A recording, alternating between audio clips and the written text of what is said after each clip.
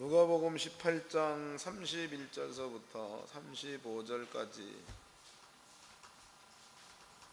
34절까지 다 같이 누가복음 18장 31절로 34절까지 한 목소리 합독하겠습니다. 시작. 예수께서 12 제자를 데리시고 이르시되 보라 우리가 예루살렘으로 올라가노니 선지자들도 기록된 모든 것이 인자에게 응하리라. 인자가 이방인들에게 넘기워 희롱을 받고 능욕을 받고 침뱉음을 받으며 저희는 채찍질하고 죽일 것이니 저는 3일 만에 살아나리라 하시되 저들이 이것을 하나도 깨닫지 못하였으니 그 말씀이 감치였으므로 저희가 이르심을 알지 못하였더라. 아멘.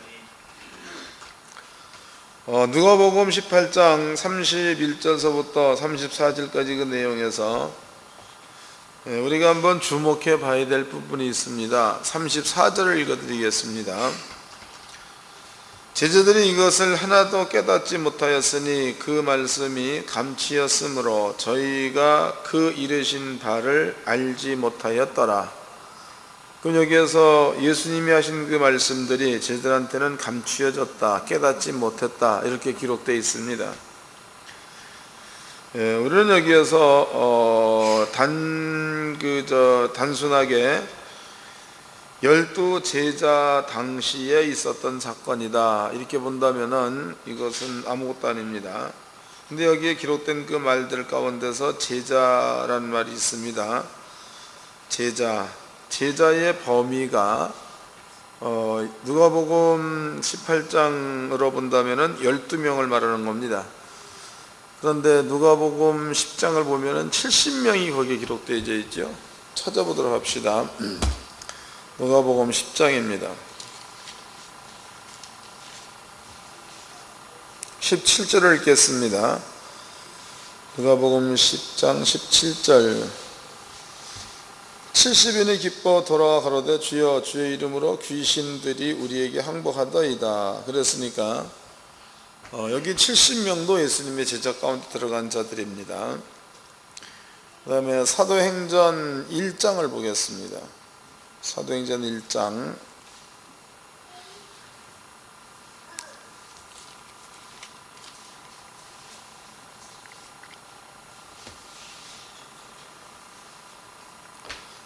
사도행전 1장 12절서부터 읽겠습니다. 제자들이 감람원이라 하는 산으로부터 예루살렘에 돌아오니 산은 예루살렘에 가까워 안식일에 가기 알맞은 길이라. 들어가 저희 유한은 다락에 올라가니 베드로, 요한, 야고보, 안드레와 빌립, 도마와 바들로메, 마테와 및 알페의 아들 야고보, 셀롯인 시몬, 야고보의 아들 유다가 다 거기 있어 애제들과 예수의 모친 마리아와 예수의 아들과 더불어 마음을 같이 전혀 기도에 힘쓰니라. 그럼 여기 이제 주님이 승천하고 난 다음에 다락방에 모여있던 자들의 이름들이 대충 나열되어 있죠. 2장입니다. 2장 38절 읽겠습니다. 2장 38절. 베드로가 가로되 너희가 회개하여 각각 예수 그리스도 이름으로 세례를 받고 제사함을 얻으라. 그러면 성령을 선물로 받으리라. 42절 41절. 그 말을 받는 사람들은 세례를 받으매 성령 받으라. 그 말을 받는 사람이 세례를 받으매 이날에 제자의 수가 3,000이나 더하더라. 그럼 여기는 3,000명. 여기에서 쓰여진 그 3,000명의 제자라는 그 말이나 70명이나 혹은 12명을 보고 제자라는 그 말이나 내용으로 같은 내용입니다. 그 다음에 5장입니다.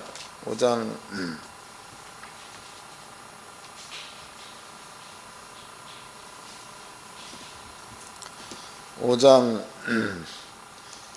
12절서부터 읽겠습니다. 5장 12절. 사도들의 손으로 민간의 표적과 기사가 많이 되매 믿는 사람이 다 마음을 같이 솔로몬 행각에 모이고 그 나머지는 감히 그들과 상종하는 사람이 없으니 백성이 칭송하더라. 믿고 주께로 나오는 자가 더 많으니 남녀의 큰 무리. 그러면은 이 부분에 대해서는 쉴 수 없는 그런 무리라고 봐야 맞겠죠.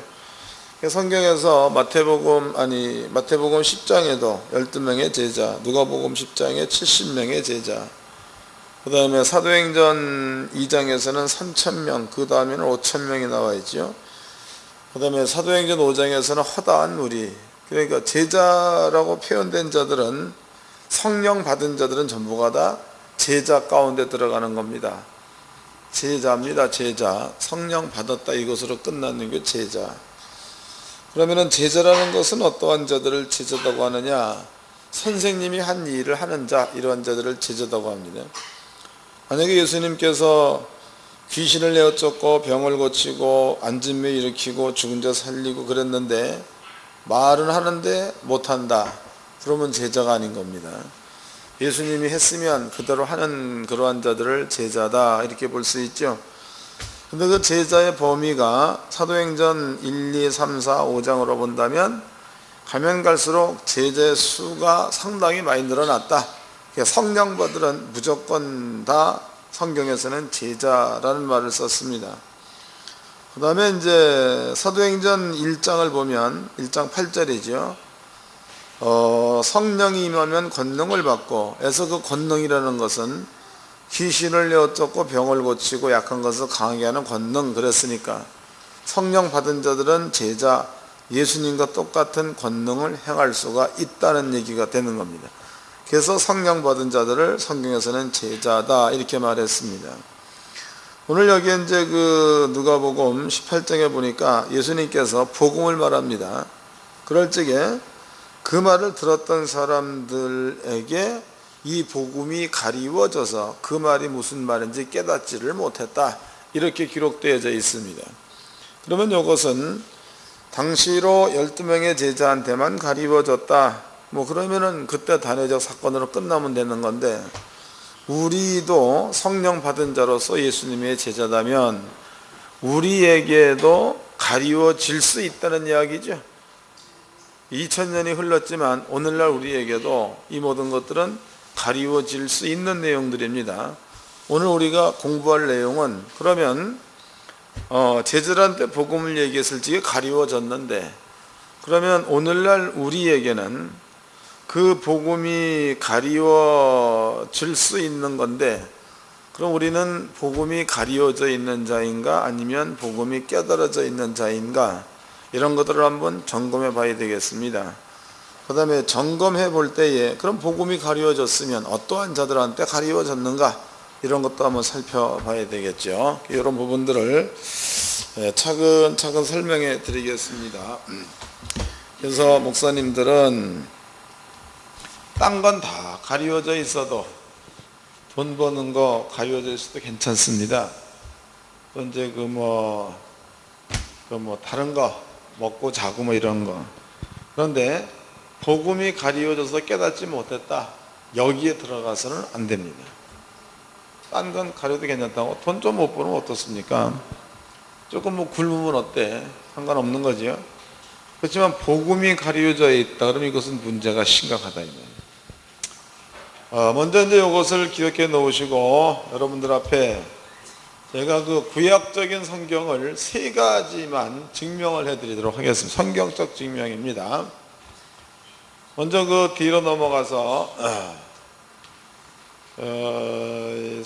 시편입니다. 시편 82편을 보겠습니다. 시편 82편 1절서부터 읽어드리겠습니다.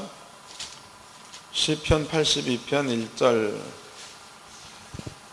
하나님이 하나님의 휘 가운데 서시며 재판장들 중에서 판단하시되 너희가 불공평한 판단을 하시며 악인의 낫보기를 언제까지 하려느냐. 가난한 자와 고아를 위하여 판단하며 곤란한 자와 빈궁한 자에게 공의를 베풀지며 가난한 자와 궁핍한 자를 구원하여 악인의 손에서 건질지니라 하시는도다. 저희는 무지무각하며 흑암 중에 왕래하니 땅의 모든 터가 흔들리리로다. 내가 말하기를 너희는 신들이며 다 지존자의 아들들이라 하였으나, 그럼 여기에 재밌는 말이 기록되어 있죠. 너희는 신들 그랬습니다. 너희는 신들. 그 다음에 지존자의 아들, 지존자의 아들 그랬단 말이죠. 너희는 신들이며 지존자의 아들. 그러면 신들이며 지존자의 아들들은 무엇하는 자들이냐? 여기 성경대로 재판하는 자들을 말합니다. 재판자들. 재판자들이 신들이며 지존자의 아들이다고 하나님이 명해. 하나님께서 명해 놓으셨다. 이렇게 기록되어 있습니다. 자, 그렇다면 여기에서 신들이며 지존자의 아들들, 이 말이 어떠한 그 의미를 가지고 있는가, 이 부분을 성경적으로 한번 살펴보도록 합시다. 여기 6절입니다. 내가 말하기를 너희는 신들이며 다 지존자의 아들이라 하였으나 너희는 범인같이 죽으며 방백의 하나같이 엎드려지리로다 그랬죠. 먼저 이제 열왕기 하 2장을 한번 보도록 합시다. 여기 이제 신들이며 지존자의 아들 그랬죠. 열왕기 하 2장.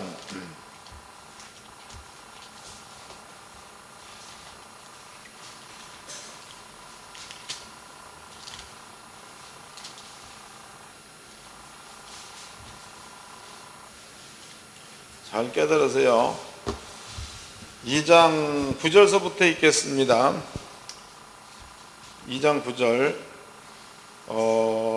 건너매 엘리야가 엘리사에게 이르되 나를 내게서 취하시기 전에 내가 내게 어떻게 할 것을 구하라. 엘리사가 그러되 당신의 영감이 갑절이나 내게 있기를 구하나이다. 10절. 가로되 내가 어려운 것을 구하는도다. 그러나 나를 내게서 취하시는 것을 내가 보면 그 일이 내게 이르려니와 그렇지 않으면 이루지 아니하리라 하고, 두 사람이 행하며 말하더니 호련히 불수레와 불말들이 두 사람을 격하고 엘리야가 회리바람을 타고 승천하더라. 자, 재밌는 말이 기록되어 있죠. 지금 여기에 등장되고 있는 사람은 우리가 너무나 잘 알고 있는 엘리야입니다. 그 다음에 이제 엘리사가 등장을 합니다. 그런데 엘리야가 하고 있는 일, 이런 것들을 보면 엘리야는 하늘로부터 불을 내려오게 한 자입니다. 또 엘리야라는 그 사람은요, 여러분들이 열왕기상 18장, 19장 거기를 보면 비가 오게도 만들었던 사람이고 비가 안 오게도 만들었던 사람입니다. 또 사렙다 과부도 알죠? 그 과부의 기름병과 과부의 그 가루통 속에 기름과 가루가 끊임없이 나오게 만들었던 이러한 사람이 엘리야입니다. 그렇다면은 엘리야는 이런 일들을 했었는데요. 때가 돼서 하나님께서 엘리야를 불러가지고 하나님의 나라로 갈 때에 하나님께서는 너는 가가지고 농사꾼의 아들 엘리사로 네 후계자로 삼아라. 그래서 엘리사를 하나님께서 선지자로 지정을 했습니다. 그러면 선지자란 그 말은 하나님의 말씀을 맡은 자를 우리가 선지자라고 말합니다. 그런데 오늘 이제 요단강 건너편에서 엘리야와 엘리사가 서로 간에 이별하는 장면입니다. 이별. 근데 이별하는 장면을 보면 엘리야가 여기에 있고 엘리사가 여기에 있습니다. 엘리야와 엘리야 그 사이에 나타난 게 있었죠. 불말과 불병거 그랬습니다. 불말과 불병거. 이 불말과 불병거가 두 사람 사이를 격하고 갈라놨다는 겁니다. 그 다음에 이제 엘리야가 회오리 바람을 타고 하나님 나라로다가 승천했다 그랬단 말이에요. 회오리 바람 타고. 근데 이제 문제는 여기에서, 그러면 엘리야가 엘리사 보고 내가 하나님 나라로 올라가는 것을 네가 보면은 나한테 있던 영감의 갑절이 너한테 임할 거다라고 얘기합니다. 내게 있던 영감의 갑절이 너한테 임할 거다. 그러면은 엘리야한테 있었던 영감이 뭐냐 이거예요. 엘리야한테 있었던 영감, 요걸 한번 찾아봐야 되겠죠. 요거. 자, 엘리야한테 있었던 그 영감에 대해서는 성경에 뭐 나와 있지 않습니다. 엘리야가 하고 있는 일은 나와 있죠. 그런데 엘리야한테 어떠한 영감이 있었는가를 한번 알아볼 수 있는 내용이 여기에 나와 있다고. 먼저 그 열왕기하 이제 3장, 4장을 한번 봅시다. 열왕기하 4장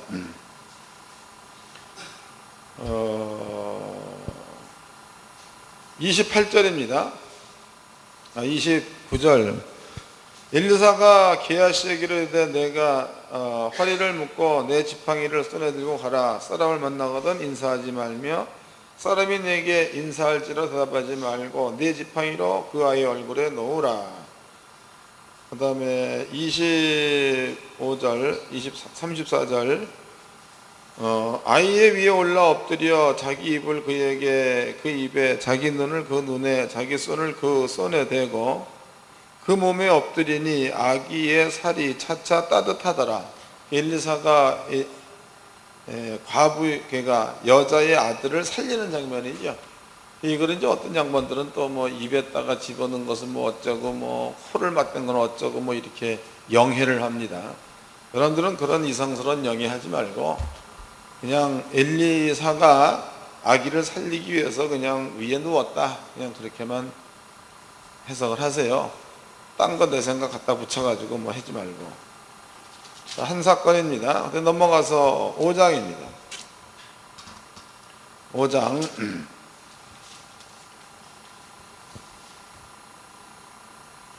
13절입니다. 14절.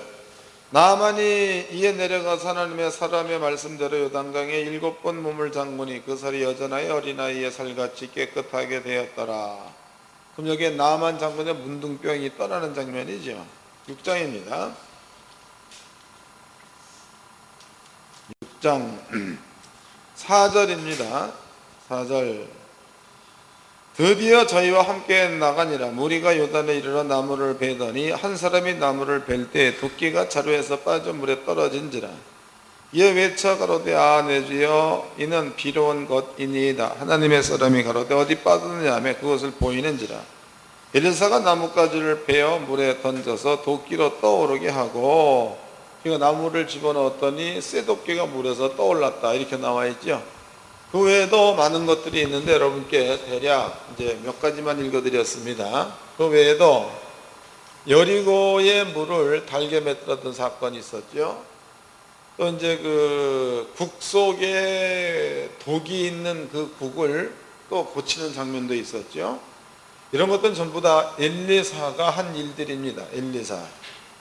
그렇다면은요, 엘리야가 했었던 일들, 그 다음에 엘리사가 했었던 일들, 이런 것들을 비춰본다면은 실제로 엘리사는 엘리야보다 더 큰 일들을 할 수 있었다. 이렇게 볼 수도 있는 거다고. 영감의 갑절을 받은 게 되는 겁니다. 근데 영감의 출처에 대해서는 성경에 기록되어 있지 않습니다. 영감의 출처. 그런데 열왕기하 6장을 보면 영감의 출처가 나와 있습니다. 열왕기하 6장을 보도록 하겠습니다. 이건 내가 이제 그 설명을 좀 해드리도록 하겠습니다. 이건 읽어보면 그렇고, 근데 왜 이 강의가 하기 싫어지지 갑자기? 이거 자는 사람이 있나? 다시 설명하겠습니다. 여기에 그 환경을 설명해 본다면은, 지금 엘리사는 도단산성이 이렇게 있었습니다, 여기에. 그리고 엘리사의 주변에는 엘리사의 사환이 여기에 있었죠. 아람 나라 군대가 이스라엘 땅에 쳐들어왔습니다. 그래가지고 이제 이스라엘 왕이 이제 우리가 죽게 생겼다. 그랬을 때에 엘리사가 사람을 보냅니다. 이게 왕이요. 내일은 아람 나라 군대가 이리로 쳐들어올 거니까 여기를 방어하소서. 왕이요. 내일은 여기로 쳐들어올 거니까 여기를 방어하소서. 그랬단 말이에요. 그 이스라엘 왕이 엘리사의 말대로 해보았더니 그리로 꼭 쳐들어오죠. 그 아람 나라 군대가 자기네들이 몰래 계획을 세워가지고 어떤 쪽으로다가 치러 가려고 하면 거기에 이스라엘 민족이 와서 막고 있으니까 아람 나라 군대가 상의하기를 우리 가운데에 첩자가 있는가 보다. 그러니까 그 중에 한 사람이 왕이여, 우리 가운데 첩자가 있는 게 아니고 이스라엘이라는 그 나라 가운데는 여호와의 선지자 엘리사가 있나이다. 이 엘리사는 앉아서 천리를 보는 사람입니다. 만약에 왕의 숙소에서 왕비와 둘이 얘기했다고 그래도 엘리사는 이런 것들을 아는 그러한 자입니다. 그러므로 우리가 이스라엘 왕과 싸워서 승리하기를 원한다면 이스라엘 왕과 먼저 싸울 게 아니고 도단 산성에 있는 엘리사부터 죽여버리면 이 전쟁에서는 승리할 수가 있을 겁니다. 이런 얘기하죠. 아람 나라 왕이 그 말을 듣고 옳게 여겨서 그러면 군대들을 이렇게 이스라엘 나라를 칠 것이 아니고 먼저 엘리사를 죽이자 이래가지고 도단 상선을 아람 나라 군대로다가 가득히 에워싸게 합니다.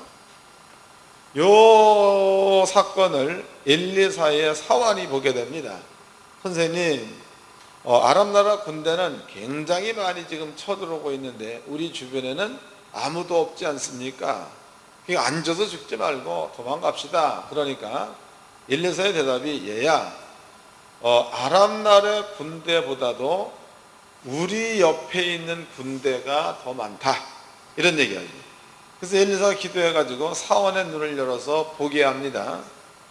사환이 영안이 떠지고 난 다음에 보니까 도단산성의 주변으로다가 불말과 불병거, 그러니까 하나님의 군대들이 엘리사의 주변에 가득 둘러서 진치고 있는 그런 모습을 사환이 보게 됩니다.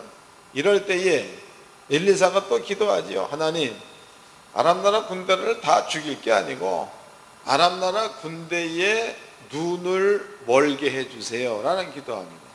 아람 나라 군대의 눈이 전부 다 멀어버린다고. 엘리사가 앞에 가가지고 내가 너희를 좋은 길로 인도하겠다 해서 하나씩 다 끌고 가죠. 그래서 손에 손을 잡고 다 딸려. 그 도착한 장소가 이스라엘 성 안에 다 끌려가게 되죠. 이 사건이 있고 난 다음에 아람 나라는 도망가가지고 두 번 다시 쳐들어오지 않았다. 이런 말이 있습니다. 여기에 영감의 출처가 나와 있습니다. 읽어보도록 합시다.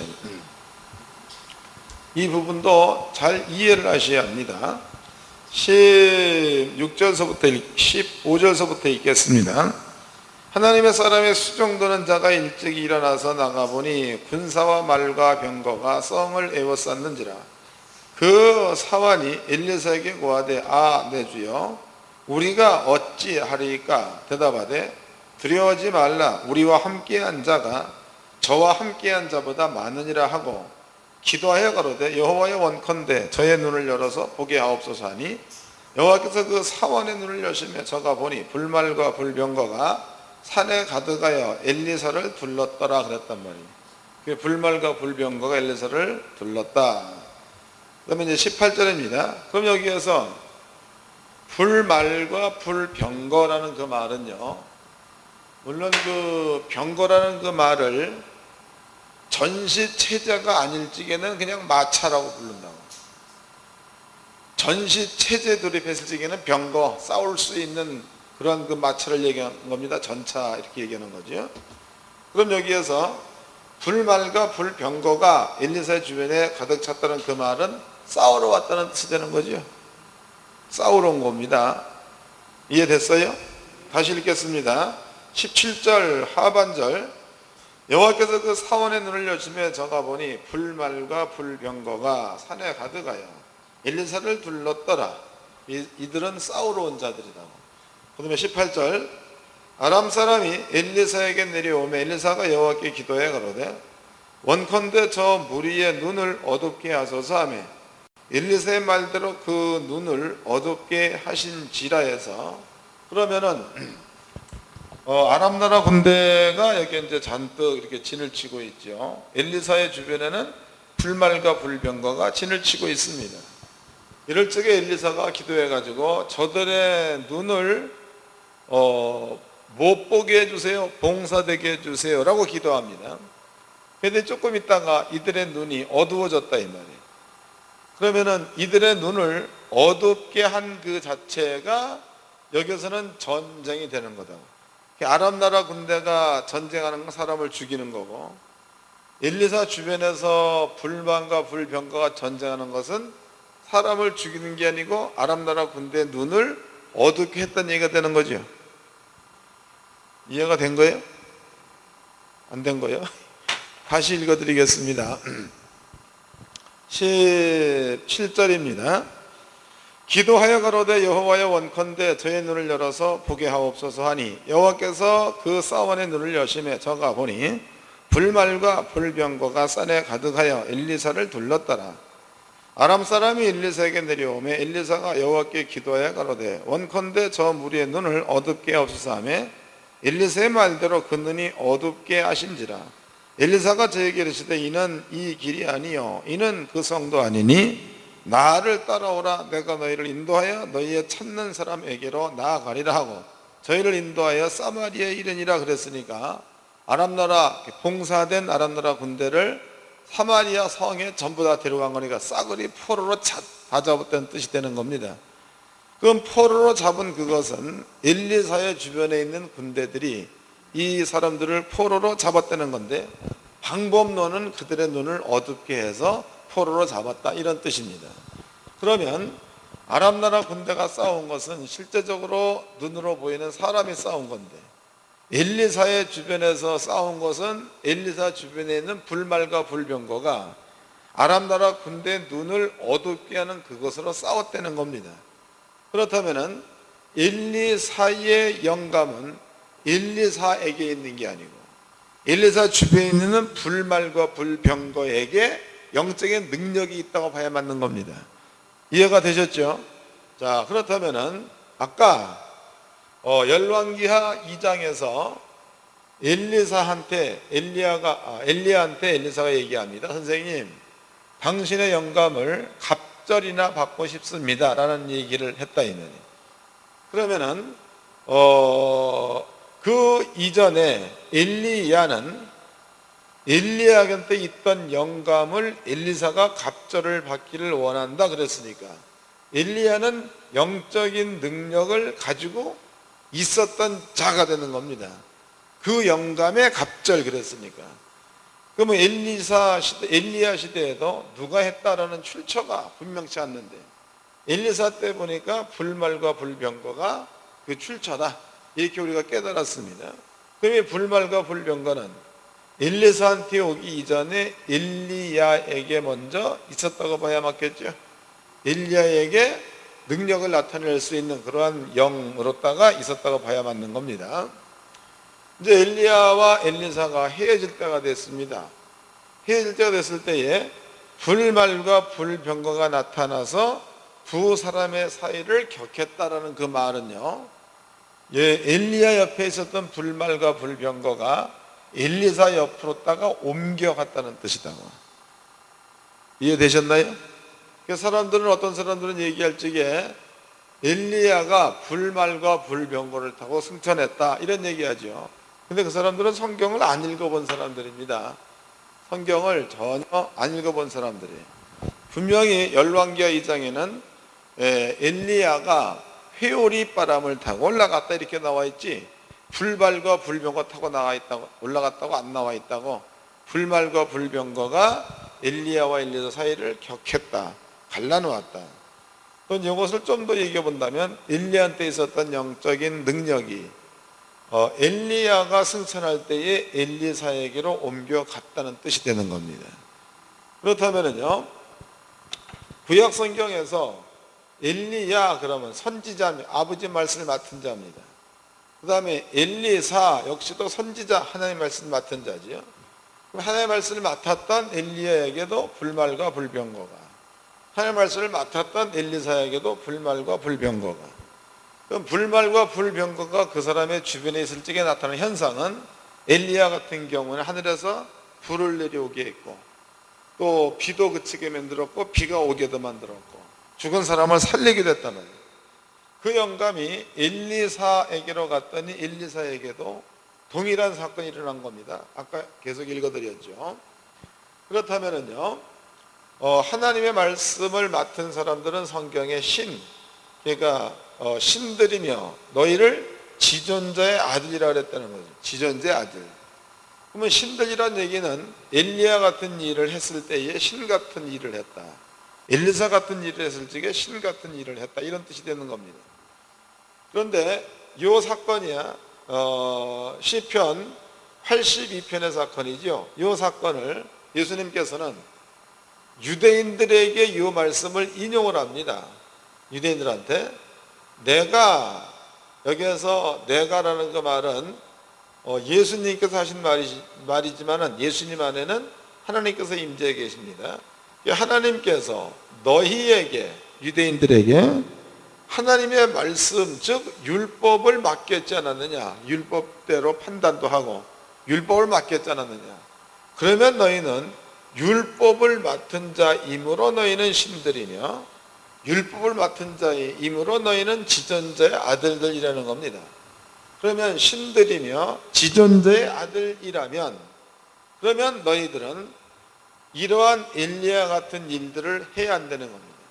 엘리사 같은 일을 해야 된다는 거예요. 그런데 나도 너희와 똑같이 예수도 너희와 똑같이 하나님의 말씀을 맡은 자이므로 신들이다. 나도 지존자의 아들이다.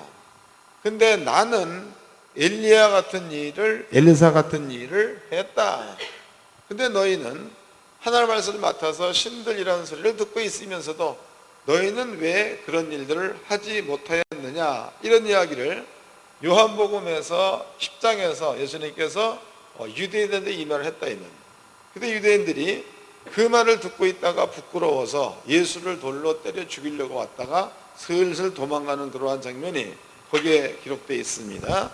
찾아보도록 합시다. 요한복음 10장입니다.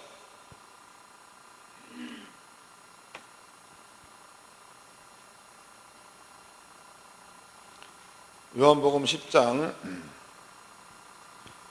32절서부터 읽겠습니다. 10장 32절.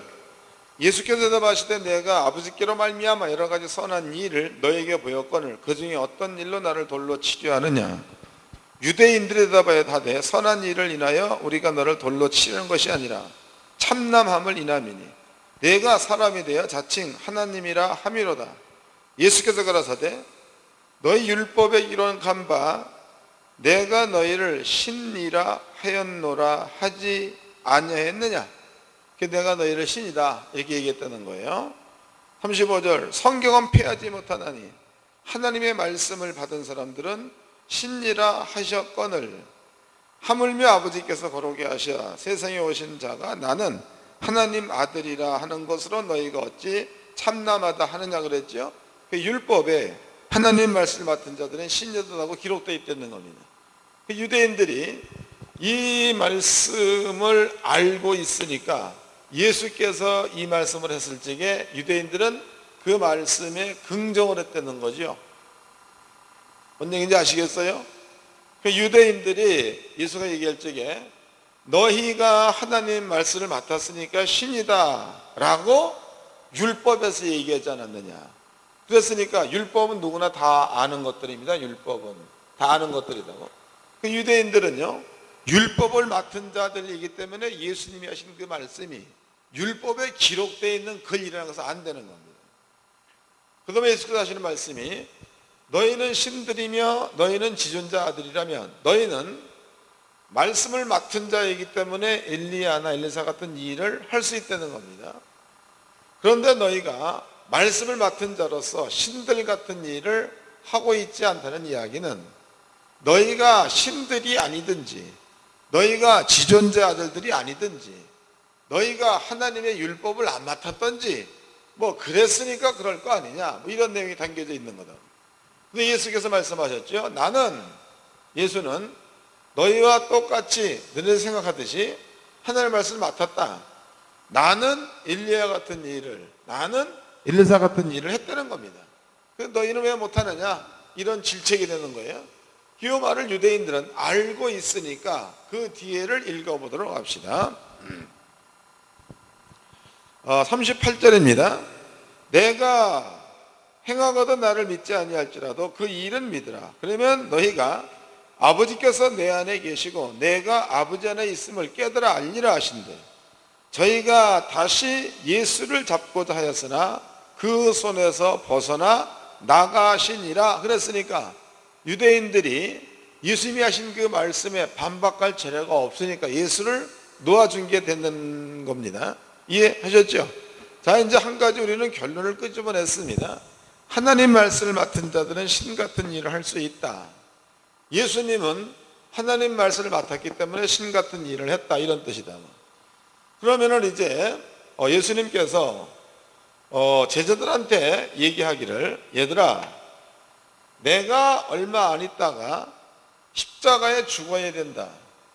그리고 내가 얼마 안 있다가 부활해야 된다. 이런 얘기를 하셨습니다. 그런데 요 얘기를 듣고 있었던 제자들이 이 말이 가려졌다 이 말이에요. 가려져가지고 제자들이 이 말이 무슨 뜻인지를 이 사람들이 깨닫지를 못했다는 거예요.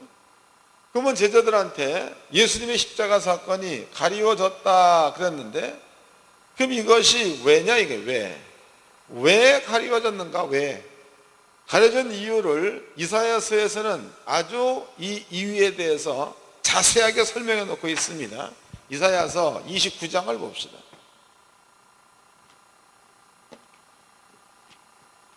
하나님 말씀이 가리워진 이유입니다. 29장 10절서부터 읽겠습니다. 9절서부터. 이사야 29장 9절. 너희는 놀라고 놀라라. 너희는 소경이 되고 소경이 되라. 그들이 취함이 포도주로 인함이 아니며 그들의 비틀거림이 독주로 인함이 아니라 대저 여호와께서 깊이 잠들게 하는 신을 너희에게 부어주사 너희의 눈을 감기셨음이니 눈은 선지자요 너희 머리를 덮으셨음이니 머리는 선견자라. 그러니까 하나님께서 너희의 눈은 선지자, 너희의 머리는 선견자 그랬습니다. 그러면 선지, 선견이란 그 말은 먼저 안다, 먼저 본다라는 뜻입니다. 그러면 알고 보는 게 뭐냐, 이게? 알고 보는 게. 11절입니다. 그러므로 모든 묵시가 너희에게는 마치 봉한 책의 말이라. 그것을 유식한 자에게 주며 이르기를 그대에게 청하노니 이를 읽으라 하면 대답하기를 봉하였으니 못하겠노라 할 것이요. 또 무식한 자에게 주며 이르기를 그대에게 청하노니 이를 읽으라 하면 대답하기를 나는 무식하다 할 것이니라 그랬습니다. 그러니까 선지되지 못하고 선견되지 못한 그 이유는 하나님 말씀이 깨달아지지 않아서다, 이런 얘기가 되는 거죠. 맞는 겁니까? 선지되지 못한다, 선견되지 못한다, 그 얘기는 하나님의 말씀을 깨닫지 못했기 때문에 선지, 선견이 안 된다, 이런 얘기입니다. 그러면 선지, 선견이 왜 안 되는가? 13절입니다. 주께서 가라사대 이 백성이 입으로는 나를 가까이 하며 입술로는 나는 존경하다. 그 마음은 내게서 멀리 떠났나니 그들이 나를 경외함은 사람의 계명으로 가르침을 받았을 뿐, 그랬단 말이에요. 그러니까 하나님의 말씀이 왜 가리워졌느냐? 사람의 계명으로 가르침을 받았을 때에, 그럴 때에 하나님의 말씀이 가리워진다. 그럴 때에 선지 안 된다, 선견 안 된다, 이런 뜻입니다. 그런데 예수님께서 저들한테 복음을 전거하지요. 내가 죽었다가 살아난다, 그런 얘기를 쭉 하니까 제자들이 그 말의 뜻을 지금 못 깨닫고 있습니다. 그 말이 가려졌다는 거죠. 그러면 제자들이 주님이 하신 그 말이 가려질 수밖에 없는 이유를 성경적으로 보니까 그네들 머리 가운데는 사람의 계명으로 가르침 받은 것들로 채워져 있기 때문에 이 말이 무슨 얘기인지 모른다는 거죠. 이해가 되시나요? 근데 이네들이 이 말이 무슨 말인지 깨달아질 때가 있습니다. 그때가 언젠가 하면 예수가 죽지요. 모든 불법을 가지고 죽습니다. 그 뒤에는 제자들이 예수가 한 말이 무슨 말인지 깨달아진다, 이 말이. 바꿔 얘기하면 그들 속에 있는 사람의 지식을 없앴다는 거죠. 그리고 하나님의 지식, 그것으로다가 채워졌을 때에 그때 이 모든 것들이 밝히 보여진다, 이런 의미가 되는 겁니다. 성경에서 우리는 이제 한 가지를 끄집어냈습니다. 그러면 선지되지 못한다, 선견되지 못한다. 그 이유는 우리 속에 사람의 계명으로 가르침 받은 것들로 채워져 있으면 선지 선견이 안 된다는 것을 알았다 이 말입니다. 그 다음에 예수님께서 죽었습니다. 그리고 부활하시고 승천하시고 저희들한테 성령을 보냈습니다. 그러면 성령 보내고 난 그 다음에 예수님께서 저희들한테 얘기하기를 내가 가면 보혜사 성령을 보낼 터인즉 그가 오면, 성령께서 오면 능력과 권세를 행하며 죄에 대하여 의에 대하여 세상에 대하여 심판할 거다, 이런 얘기했습니다. 근데 실질적으로 성령께서 제자들한테 오자마자 그네들이 하고 있는 일은 예수님이 했던 일과 동일한 일을 그네들은 했다는 겁니다. 여러분들이 사도행전 1, 2, 3, 4장을 보면 거기에 나와 있죠. 베드로가 지나갔을 적에 베드로의 그림자만 지나가도 환자가 일어났다, 이런 말이 있습니다. 그럼 이런 것들은 예수님과 같은 일, 또 예수님보다 큰 일들을 초대교회의 사도들은 그 일을 했다, 이렇게 성경은 말하고 있다 이 말이에요. 그런데 오늘날 우리는요, 이런 일들이 안 일어납니다. 왜 그런 거예요? 이유는 간단한 거죠. 하나님의 말씀이 우리 속에 자리잡고 있으면 그 말씀으로 인해서 선지선견돼서 엘리야 같은, 엘리자 같은 일들을 할 수 있는 건데, 그런데 너무나 우리는요, 사람의 계명으로 가르침 받은 것들로 채워져 있으니까 선지 선견이 안 된다 이 말이에요. 이게 선지 선견이 안 돼버리면 하나님의 말씀을 맡을 수가 없으니까 신이 될 수 없는 거고, 선지 선견이 안 돼버리면 하나님의 말씀을 맡을 수가 없으니까 지존재 아들, 즉 예수님과 같은 일들을 할 수가 없는 이러한 상태에 빠지게 되는 거예요. 그래서 지금 여러분들이 능력을 나타내지 못한다, 여기에서 의미로 이유가 100%가 여러분들이 하나님 말씀보다도 세상적 지식 가운데 빠져 있으니까 능력이 안 나타나는 거다. 감이 잡히시나요? 이렇게 됐을 때에 아무리 성경 말씀을 얘기해 본다 해도 그 말씀이 여러분들이 성경 읽어오면 안 깨달아진 이유도 머릿속에 들은 게 많은 거예요. 머릿속에 여러 가지 비교할 만한 이론들이 너무나 많이 있는 거예요. 예를 들어 본다면 지금 그 성경에 보면은요, 이건 이제 유대인들의 얘기, 10장 얘기를 한 번만 더 해보도록 합시다. 유대인들의 얘기입니다. 예수님께서 내가 하나님께로 말미암아 행한 선한 일 가운데서 너희가 어떤 일로 나를 돌로 치려 하느냐, 이래 물어봤단 말이죠.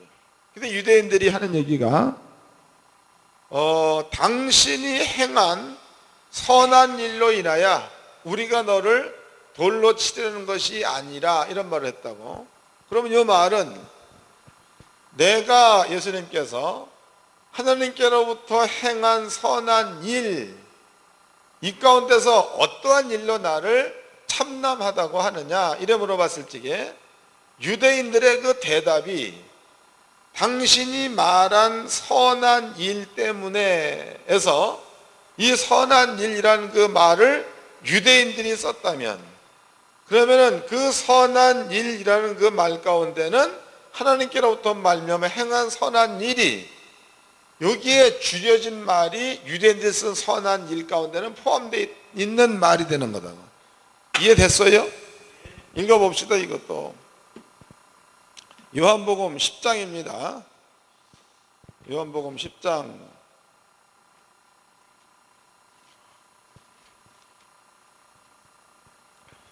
32절서부터 읽겠습니다. 요한복음 10장 32절 공부를 잘 합시다.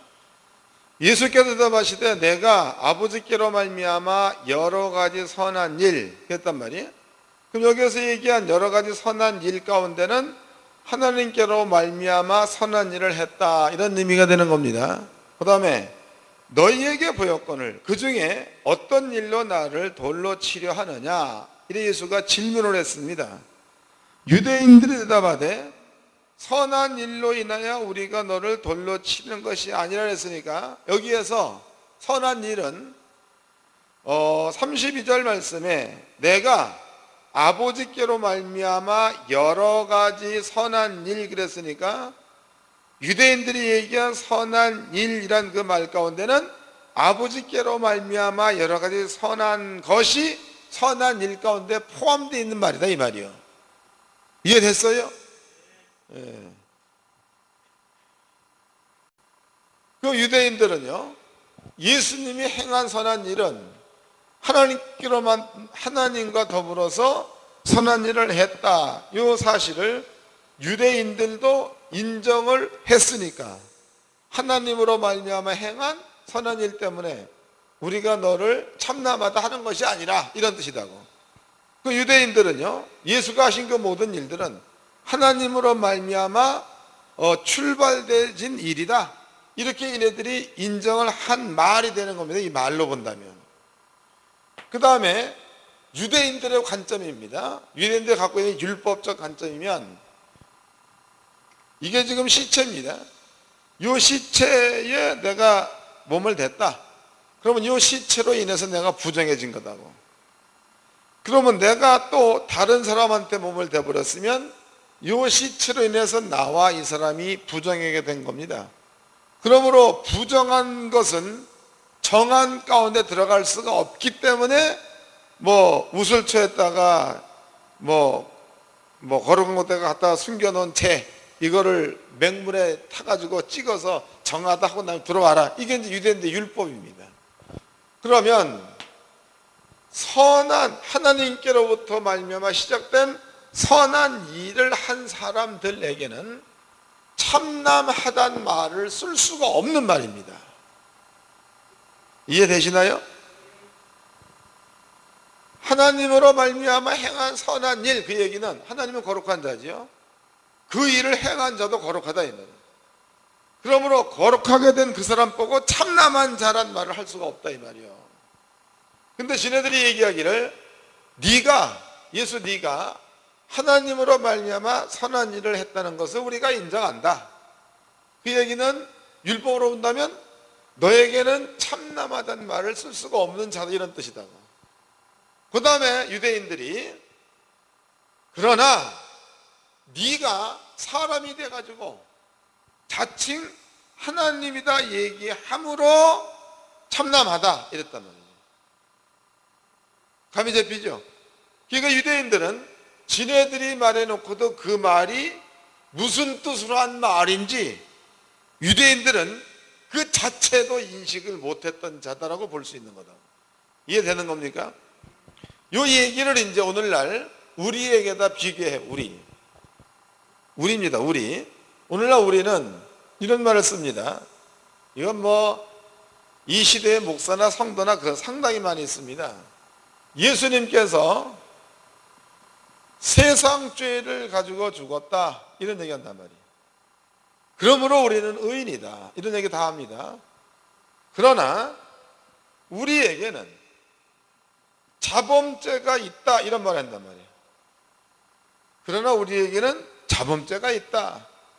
그러면 우리는 예수님께서 세상 죄를 짊어지고 우리 대신에 죽었기 때문에 우리는 의인이다 라고 얘기해 놓고 우리에게는 자범죄가 있다는 그 말은 이 말과 비교해 본다면 이 말은 맞는 말입니까? 틀린 말입니까? 세상 죄라는 말 가운데는 자범죄건 뭔죄건 다 포함되어 있는 겁니다. 미래죄건 과거죄건 현재죄건 세상 죄라는 그 말 가운데는요, 여기에는 과거, 현재, 미래, 자범죄, 짐짓범한죄, 조상죄, 할아버지, 할머니 죄가 다 포함되어 있는 거다고.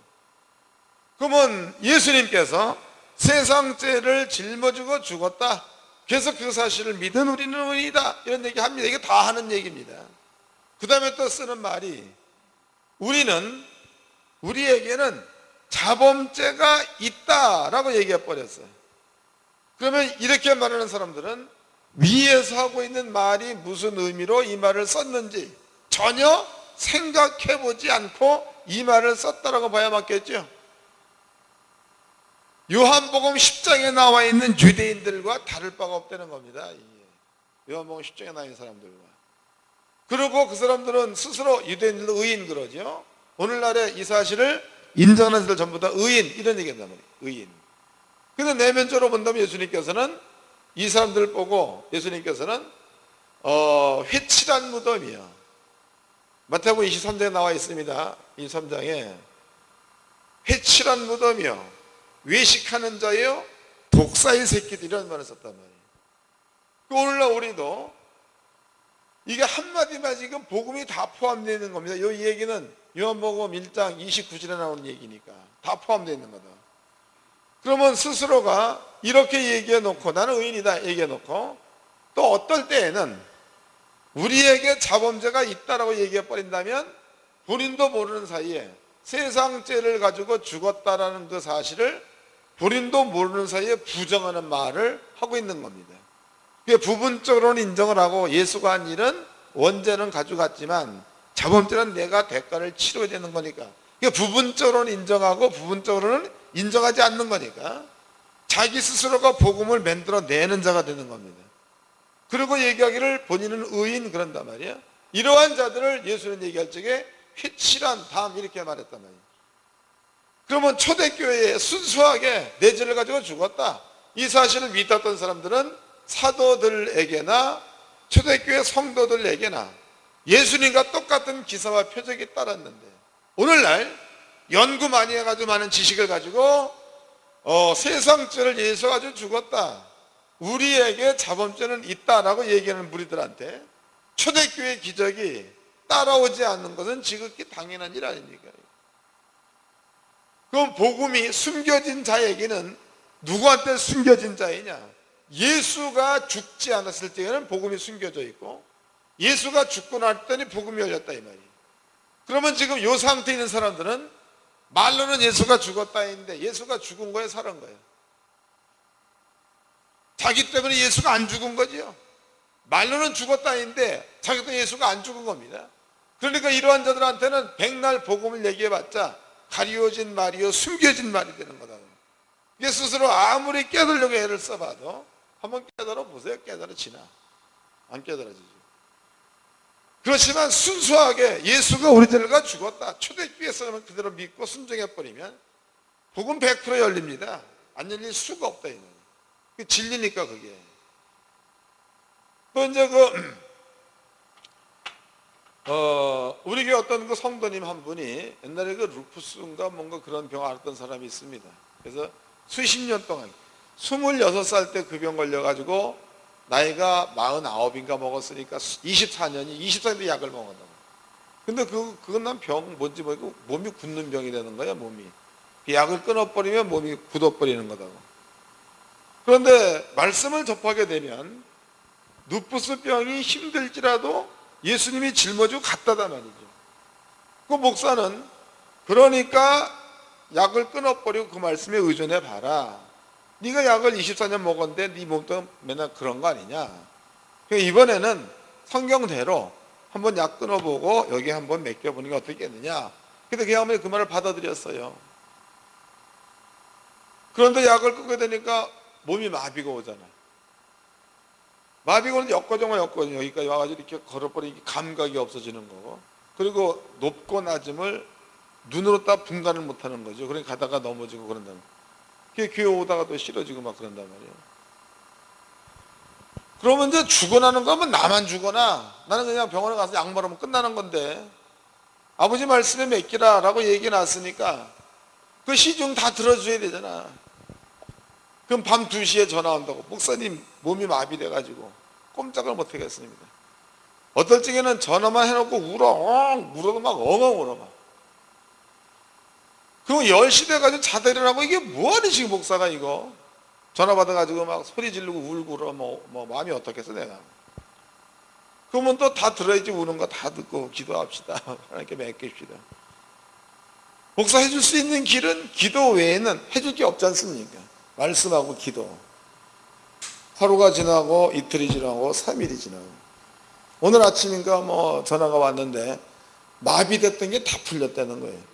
머리 도는 것도 풀리고, 속에서 그 뭐니까 이렇게 머리가 도르니까 이렇게 오바이트 하죠. 이것도 풀려버리고, 여기서부터 이제 마비된 가지고 다리를 허청허청 쥐고 이것도 다 풀려버리고. 그래갖고선 뭐 며칠 동안 못했던 뭐 일도 하고 뭐 꽃도 심고 뭐 그렇다고 한다고 하더라고. 말씀했다가 그대로 믿고 맡겨보면 그 말씀이 그 사람 속에 존재가 나타나 버리면 깨달은 말씀이 되는 거다고. 우리는 그 일을 못하는 게 간단한 거예요. 사람의 가르침이 머릿속에 채워져 있으니까 하나님의 복음, 진리는 점점 멀어지는 거고, 사람의 말들은 머릿속에 잠깐 남게 되죠. 그래서 네가 뭐 그런 게 뭐 조상죄 때문이다, 그게 남아버리고, 네가 그렇게 한계에 넘을 용서하지 않았기 때문에 그렇다, 그렇게 돼버리고, 네가 사랑하지 않아서 뭐 그런 일이 그걸로 채워져 버리고, 그게 말씀 어디가 없는 겁니다. 그 머릿속에 맨날 그것만 남아있는 거예요. 그러니까 그 사람들은 백날 가봤자 예수님께서 아무리 얘기해도 그네들의 죄가 용서되지 않는 상태에서는 그 사람들의 깨닫지 못하는 것처럼, 우리도 사람의 계명의 가르침이 머릿속에 채워져 있으면 복음 안 깨달아집니다. 깨닫고 싶어도 안 돼. 똑같은 성경인데, 이거 똑같은 거 아닙니까? 똑같은 성경인데 어떤 사람은 읽으면서 열리는 사람이 있는 거 아니야. 어떤 사람들은 백독해도 안 열리죠. 그거 어디 있는 거예요?